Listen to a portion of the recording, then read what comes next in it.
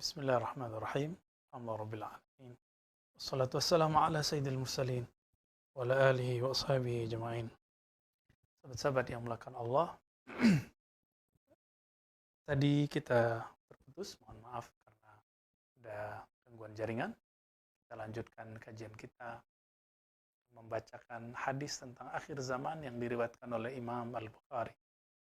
Satu kali Imam Al-Bukhari meriwayatkan dalam Sahih Bukhari dari Sayyidina Abi Hurairah radhiyallahu ta'ala anhu, anna Nabi sallallahu alaihi wasallam qala la taqumu as-sa'ah hatta yataqarrab az-zaman.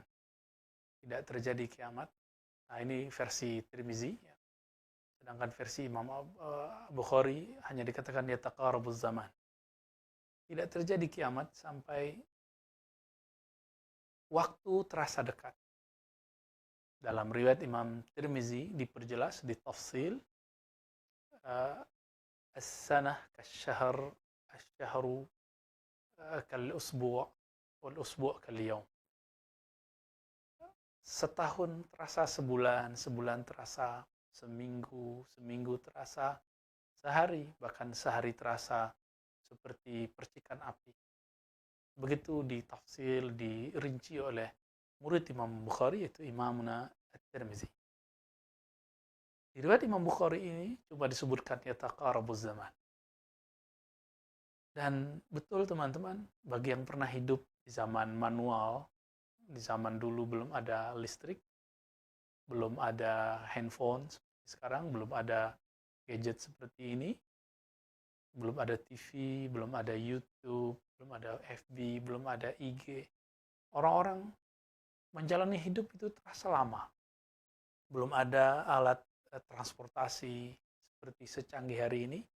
Orang kalau mau pergi haji itu bisa 6 bulan naik kapal. Ada yang sudah meninggal di tengah jalan, ada yang pulang cuma namanya, ada yang sampai tidak pulang-pulang lagi.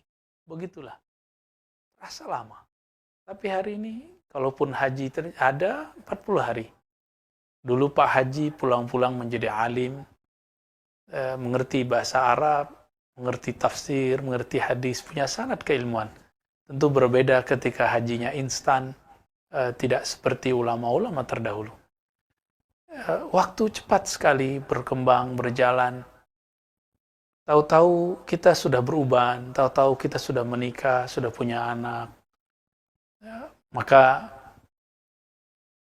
benarlah kata Nabi, ini adalah tanda yang sudah mulai dekat. Ini bagian dari tanda akhir zaman yang Nabi sampaikan, sallallahu alaihi wasallam. Kemudian dikatakan di hadis itu, wayan kusul amal. Waktu terasa cepat, tapi orang tidak mau mengejar amal. Amal masih terlihat sedikit. Yankusul amalu. Orang beramal tidak banyak. Ya. Amal itu, teman-teman, ada amal qalbu, ada amal akal, ada amal jasad. Amal yang dimaksud tentu semuanya, dimulai dari amal qalbu. Jangan kita beramal kecuali kita sertakan qalbu kita bersama amalan tersebut. Jangan berdoa kecuali qalbu kita menghadap kepada keindahan, kehaibahan, kehebatan Allah Subhanahu wa taala. Karena Allah tidak memandang kecuali qalbu yang menghadap kepadanya. Dan qalbu itu punya dua karakter, sebagaimana dikatakan oleh Imam Athaillah Sakandari. Ada karakter iqbal, memandang, menghadap, patuh kepada Allah. Tawajjuh kepada pencipta langit dan bumi. Ada yang membangkang, menghindar, disebut idbar. Idbar artinya dia membelakangi, membangkang daripada Allah Subhanahu wa taala. Dan betullah apa yang kata Nabi sallallahu alaihi wasallam. Kalaupun hari ini orang beramal, lebih banyak amalnya amal zahirnya, tapi tidak menyertakan qalbunya. Ini yang kita khawatirkan. Yang Nabi katakan, "Huwallahillazi la ilaha ghairuh." Fawalladzi la ilaha ghairuh, hadis Imam Bukhari. Demi yang tiada yang berhak disembah kecuali Dia. Inna ahadakum la ya'mal amala ahli jannah. Kamu itu ada yang beramal seperti amal ahli surga. Namun kita dikatakan dalam hadis itu antara dia dan surga hanya 1 zira, hatta ma yakun bainahu wa bainaha illa zira. hanya seperti sejengkal. Fayasbiqu alal kitab. Tapi Alkitab telah menentukan bahwa dia tidak menyertakan hatinya, lebih kurang begitu jika dia maknai.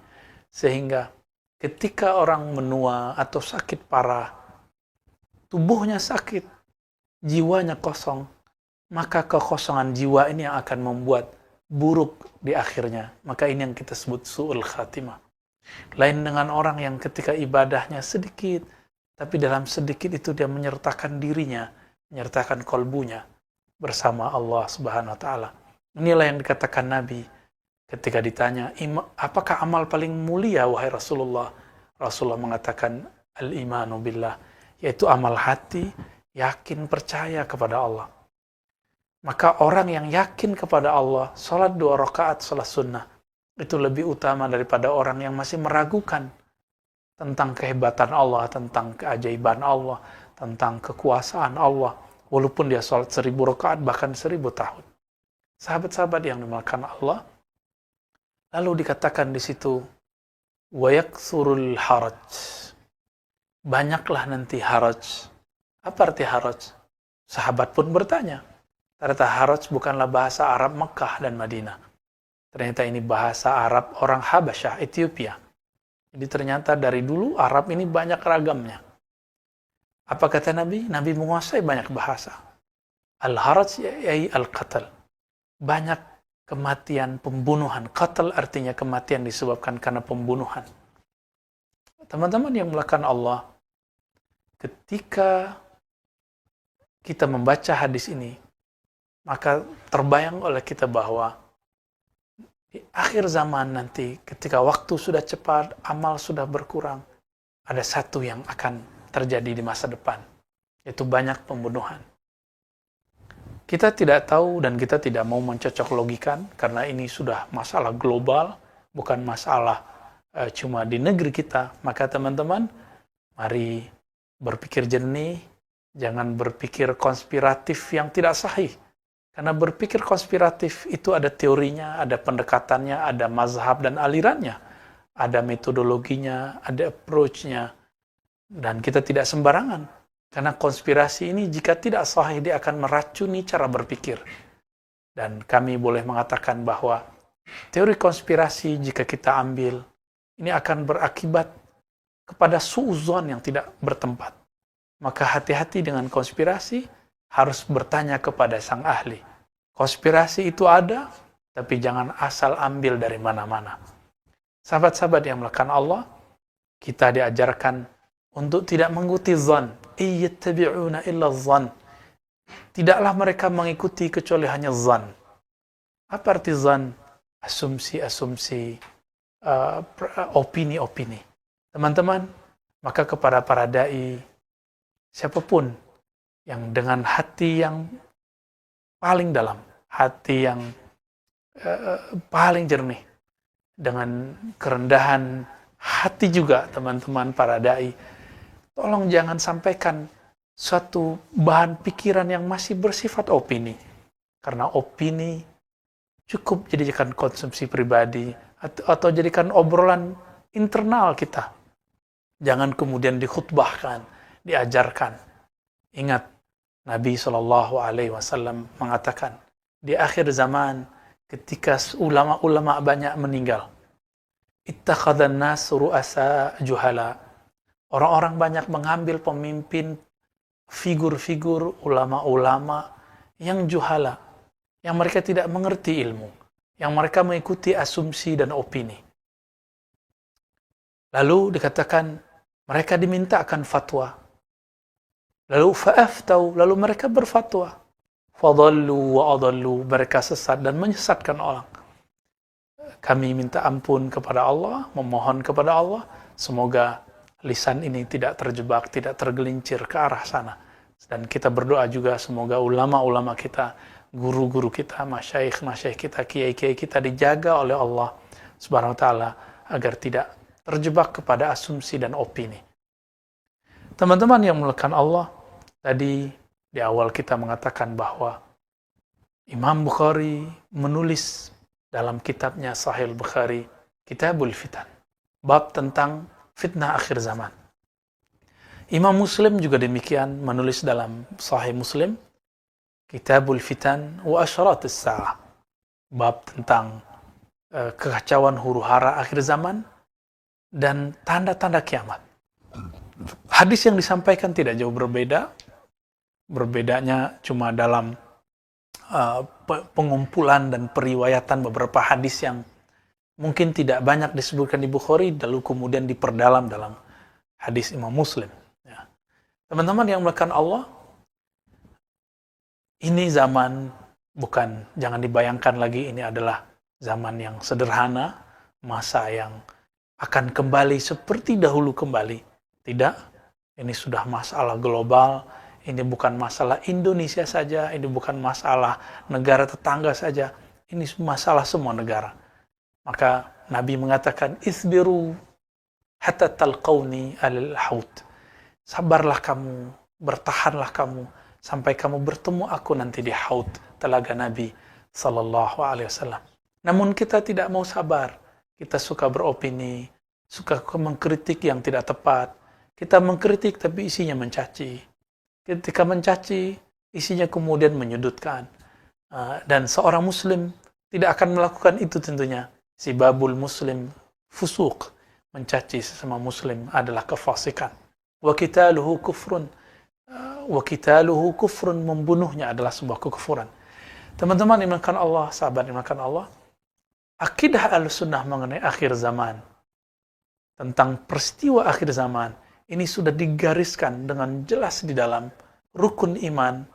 Rukun iman kita yang kelima adalah percaya kepada hari akhir. Sebelum hari akhir itu, teman-teman, ada yang disebut asyaratus sa'ah. Nah, di dalam Al-Quran dan Sunnah, Nabi menyebut akhir zaman ataupun kiamat dengan sebutan beragam. Kadang disebut as-sa'ah. Sa'ah dalam artian waktu, time. Juga berarti al-qiyamah, berdirinya suatu kejadian. Juga disebut dengan al-waqi'ah, kejadian besar. Juga disebut dengan istilah yang rumit ya, al-fitan ya. Ada zalazil dan segala macam, namanya sangat banyak. Untuk masuk ke arah sana, kita menemukan hadis-hadis yang beragam dan Nabi SAW menyampaikannya dalam waktu-waktu tertentu, sahabat-sahabat meriwayatkan lalu dikumpulkan oleh para ahli hadis. Kemudian ulama kita di zaman sekarang membaginya bahwa akhir zaman itu, teman-teman, ada tanda-tanda yang disebut asyarat sughra, tanda-tanda kecil daripada hari kiamat. Dan yang kedua, ada tanda yang wusta, kejadiannya di pertengahan, setelah melewati masa yang kecil-kecil, tanda yang kecil-kecil. Tanda kecil ini ditandai dengan diutusnya baginda Nabi, wafatnya beliau, terjadinya pembunuhan terhadap ahlu bait beliau, terjadinya huru-hara di berbagai negeri di tanah Arab, dan segala macam. Nanti ada lagi setelah itu wusta. Setelah wusta baru kubra. Nah, wusta berarti pertengahan, kubro berarti tanda-tanda besar yang kemudian disebutkan dalam hadis Muslim. Ada 10 tanda besar sebelum kiamat terjadi. Lalu kita sekarang berada di mana, teman-teman? Ini bukan untuk menakuti, tapi untuk basyiran wa nadhira. Sekarang kita tugasnya adalah nazir. Mewarisi tugas kenabian, yaitu memberikan peringatan agar umat warning, agar kita ketika kajian akhir zaman tertata, tidak terjebak kepada hal-hal yang bersifat halu, mencocok logikan. Kita sangat berterima kasih kepada para asatis, para da'i yang telah mengingatkan umat mengenai pentingnya akhir zaman. Cuma, apabila kajian ini tidak ada arahnya, tidak mengikuti kaidah-kaidah Ahlussunnah, yang terjadi nanti adalah cocok logi, ketidaksabaran, lalu kemudian sangat mudah untuk diracuni agar terjebak kepada hal-hal yang justru menambah fitan, menambah kekacauan. Akan banyak orang yang tidak sabar lagi dengan kejadian-kejadian masa ini. Teman-teman yang mulakan Allah, sahabat-sahabat dimanapun berada, Nabi SAW menyebutkan banyak sekali. Dan ternyata kita berada di akhir bagian pertengahan. Dan ini bukan pendapat saya pribadi, ini pendapat banyak ulama, salah satunya Al-Habib Abu Bakar Al-Adni, begitu juga Al-Habib Umar bin Hafiz, begitu juga masyaikh-masyaikh kita di negeri ini ataupun di Timur Tengah sana, banyak yang sudah mengatakan ini. Syekh Al-Adni, Al-Habib Al-Adni terkenal dengan fikih yang disebut fikih tahawulat. Beliau pun mengungkapkan hal yang sama. Apa tandanya?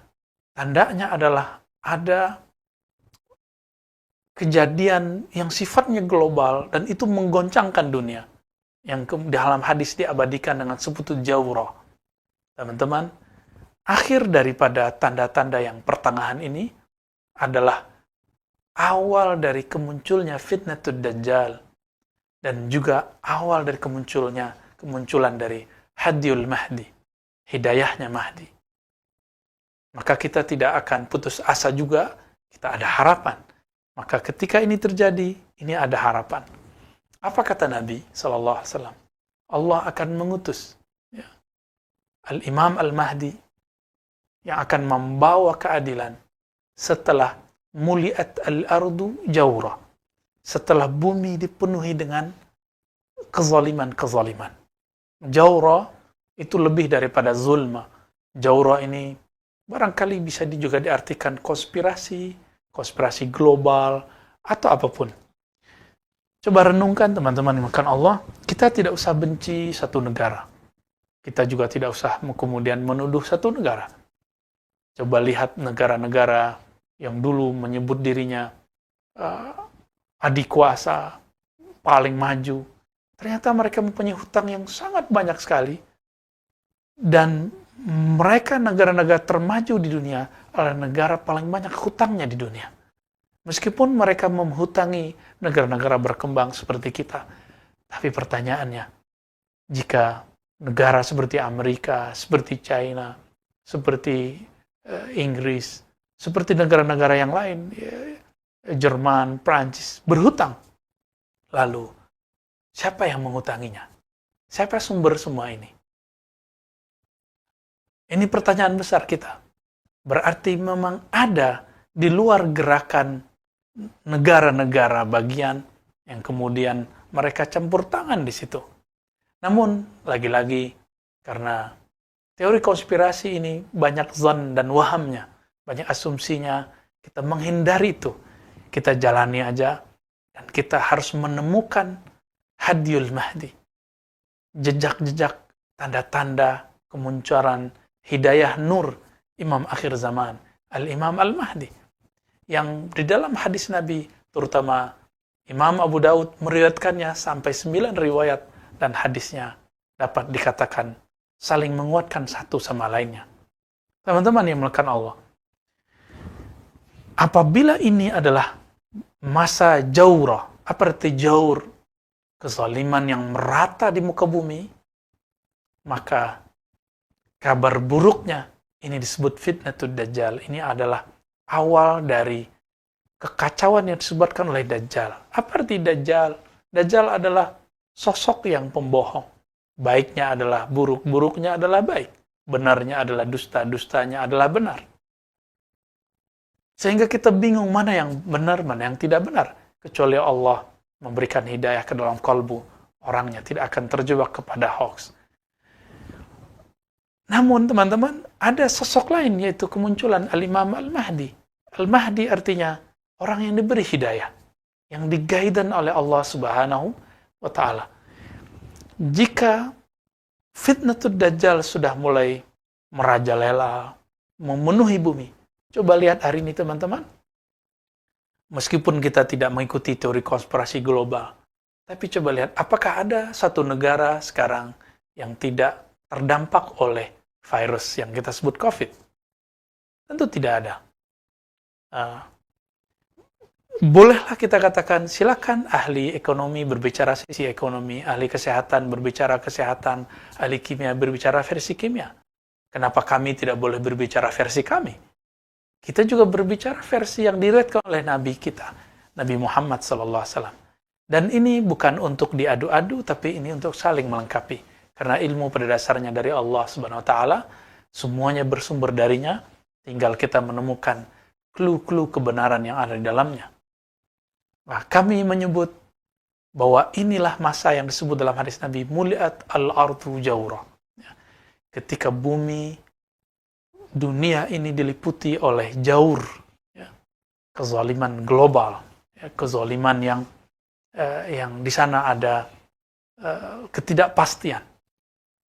Sehingga baru setahun lebih sedikit, mungkin setahun setengah, kita sudah ngelewati masa pandemi yang tadinya tegang sekali, sekarang mulai tegang kembali. Masjid-masjid mulai ditutup, bahkan gereja-gereja ditutup, semua rumah ibadah ditutup. Jadi saya juga ingin mengatakan kepada teman-teman yang seiman, ya, jangan kemudian terjebak mengatakan, oh ini konspirasi menutup masjid. Tidak. Semua rumah ibadah ditutup. Semua kantor ditutup. Apakah ada konspirasi penutupan kantor? Tidak. Teman-teman, mari berpikir jernih. Ini masalah bersama, bukan masalah satu agama. Karena Dajjal itu musuh semua agama. Dajjal itu musuh semua manusia yang percaya kepada Sang Maha Kuasa, Allah Subhanahu wa taala. Dia nanti akan mengklaim dirinya sebagai Tuhan. Sahabat-sahabat dengan Allah, kabar buruknya itu bahwa kita di ambang akhir dari tanda asyratis sa'ah al-wusta, tanda-tanda akhir zaman pertengahan. Nah, Nabi SAW memberikan isyarat-isyarat. Namun isyarat ini harus dikaji dengan tenang, dengan ilmu ma'rifatullah yang tepat, ma'rifatul Rasul, ma'rifatul alam, ma'rifatul asma. Banyak sekali ilmu yang harus dibaca ketika kita membaca tentang bab Al-Mahdi dan Ad-Dajjal. Sehingga kita tidak kemudian tergesa-gesa mencari sosok Al-Mahdi berada di mana. Sebagai contoh teman-teman, ya, ada riwayat yang menyebutkan bahwa Al-Mahdi itu keturunan Sayyidina Husain. Ada satu lagi keturunan Sayyidina Hasan. Mana yang benar? Kalau kita tidak memahaminya dengan metode ulama-ulama ahli usul fiqih dengan baik, yang terjadi kita akan mengambil salah satunya dan menolak yang lain. Contoh lain, Nabi mengatakan, Al-Mahdi minni, min walidi Fatimah, atau min itrati min walid Fatimah. Imam Mahdi itu dari keturunanku, keturunan Fatimah. Yuwati ismi. Namanya Yuwati. Apa arti Yuwati? Yuwati bersesuaian. Yuwati bisa juga berarti bersatu. Sepakat. Bisa juga berarti sama. Bisa berarti serasi. Jangan kemudian kita mengartikan, oh namanya seperti namaku. Nama Rasulullah, teman-teman, dikumpulkan oleh Imam Al-Jazuli yang menulis kitab salawat yang sangat indah. Itu 313. Nama yang manakah? Ini yang kemudian jadi pertanyaan besar. Teman-teman yang melakukan Allah, maka jangan tergesa-gesa jika ada seseorang yang mengalami mimpi, mengalami pengalaman rohani, mendapatkan ilham-ilham. Selama dia tidak mengaku Nabi, dan dia tidak tergesa-gesa mengatakan dirinya Al-Mahdi, kita katakan itu minal mubasyarat, seperti dikatakan dalam hadis Imam Muslim. Ya. Kabar gembira yang Allah berikan kepada seorang Muslim. Isbiru, Nabi mengatakan isbiru, sabarlah kamu. Namun banyak orang tidak sabar, bahkan mempercayai sosok Al-Mahdi cuma dengan jalur WA. Ya. Jalur yang sebenarnya ini sulit diterima oleh seorang ahli hadis yang baru pemula pun. Maka teman-teman, supaya kita tidak terjebak dalam hal itu, ada beberapa kaidah ketika masuk mengkaji tentang akhir zaman. Yang pertama, tidak menggunakan dalil kecuali dalil yang sahih, baik dari Quran ataupun sunnah yang sahih. Ya. Jadi, apabila ada kajian akhir zaman dengan menggunakan hadis yang tidak sahih, maka akan memunculkan perdebatan yang luar biasa. Yang kedua, kajian akhir zaman, hadis-hadis akhir zaman harus sesuai dengan usulul aqidah ahli sunnah wal jamaah. Harus sesuai dengan usul pokok akidah. Kaidah-kaidah ini sudah diwariskan ulama kita turun-temurun dari zaman ke zaman, dijaga dengan sanad yang sahih. Sehingga kita tidak terjebak kepada apa yang disebut cocok logi yang tidak sesuai dengan tempatnya. Nah, maka kita harus menghindarkan cocok logi. Nah, dan yang ketiga, teman-teman, as-sabru fil bahthi. Sabar dalam membahasnya. Jangan kemudian terburu-buru untuk mengklaim, untuk menyebutkan, untuk memahami, apalagi menyimpulkan. Apalagi kemudian mengklaim inilah yang paling benar. Bukankah kita sudah trauma di tahun lalu ketika ada satu hadis yang sangat dhaif jiddan, dhaif yang lemah sekali mengenai penentuan dukhan. Dukhan itu berarti asap atau kabut yang merata di bumi di pertengahan Ramadan. Teman-teman coba lihat, apakah terjadi? Sudah 2 Ramadan tidak terjadi. Kenapa? Karena seandainya pun kita menggunakan riwayat itu, riwayat Al-Imam Al-Hafiz Abu Syekh, itu pun syaratnya belum cukup. Kalau kita mau menggunakan riwayat tadi. Tapi masalahnya riwayat tadi bermasalah. Hadis dukhan ada. Bahkan ayatnya ada, tapi dukhan dalam Al-Quran berkaitan dengan kiamat. Kiamat yang besar itu. Adapun dukhan yang akan terjadi di akhir zaman, kita tidak tahu kapan terjadinya. Ini mirip-mirip dengan ilmu intelijen. Ini pasti terjadi, tapi kapan terjadinya, itu yang tidak tahu. Maka, jangan terburu-buru, jangan menakut-nakuti umat, jangan beropini sebelum itu jelas ilmunya secara qat'i. Jangan kemudian kita termasuk kepada yang dikatakan dalam hadis Nabi, fa'aftau fadallu wa adallu. Lalu mereka berfatwa, berpetuah, berceramah, lalu mereka sesat, keliru, dan menyesatkan, membuatkan semua orang keliru. Kita sudah lihat betapa paniknya banyak orang di tahun yang lalu. Kita mau ulang kembali? Tentu tidak. Maka tips tadi teman-teman, dalilnya halus sahih, kemudian tidak melakukan cocok logi, ya, tapi harus sesuai dengan kaidah-kaidah usulul aqidah, usulul hadis, usulul fiqh. Dan yang ketiga, as-sabru fil bahthi. Sabar dalam membahasnya. Inilah yang dilakukan dengan baik apik oleh Syekh Al-Habib Abu Bakar Al-Adni. Kita bisa meniru dan mengambil ibrah dari apa yang beliau katakan. Teman-teman yang dimuliakan Allah, insya Allah ke depan kita akan membahas di waktu yang tentunya lebih luas tentang sosok yang disebut dengan Dajjal, Mahdi, sejarah apakah yang terjadi pada Dajjal, lalu sebelum Dajjal keluar apa yang terjadi, fitnatul Dajjal, apakah pandemi bagian dari itu, kita juga sudah memulainya sedikit dan kita akan perluas di sana. Kemudian Al-Mahdi, siapa sosoknya, apa yang dimaksud nama dalam hadis itu, namanya sama dengan namaku, begitu kata baginda Nabi. Apa arti nama di situ? Karena nama dalam bahasa Arab lebih luas maknanya daripada nama dalam bahasa Indonesia. Nanti kita akan membahas juga mengenai siapakah tentara Dajjal, siapakah pengikut Dajjal. Karena Nabi mengatakan, jika kamu mendengar Dajjal, maka larilah ke gunung-gunung. Karena tidak semua orang selamat ketika ketemu Dajjal. Siapapun yang merasa dirinya beriman, bahkan sekelas kiai sekalipun, jika bertemu Dajjal, orang sakti sekalipun, orang mandraguna, orang punya keramat sekalipun, jika ketemu dengan Dajjal, dia akan tunduk. Maka kita harus mengenal siapakah yang disebut nanti atba'ud Dajjal, pengikut-pengikut Dajjal, junudu Dajjal, juyusu Dajjal, orang yang akan berjuang bersama Dajjal. Lalu ada hadis, siapakah yang menjadi tentara Al-Imam Al-Mahdi? Dengan harapan kita mengetahui ini, kita mengetahui ke arah mana kita bergerak. Hadis mana yang kita ambil. Maka teman-teman yang bukan Allah, nanti kita akan urai itu satu persatu. Insya Allah, kita minta kepada Allah SWT, ayyasir lana al-umur kullaha. Semoga Allah memudahkan niat-niat kita tersebut, dan kita terhindar daripada zallat, wad dalal, ya. Terhindar daripada ketergelinciran terhindar daripada kesesatan. Nasallallahu al-afwa wal afiyah lana wa liwalidina wa limasyayikhina wa lisairil muslimin walhamdulillahi rabbil alamin. Assalamualaikum warahmatullahi wabarakatuh.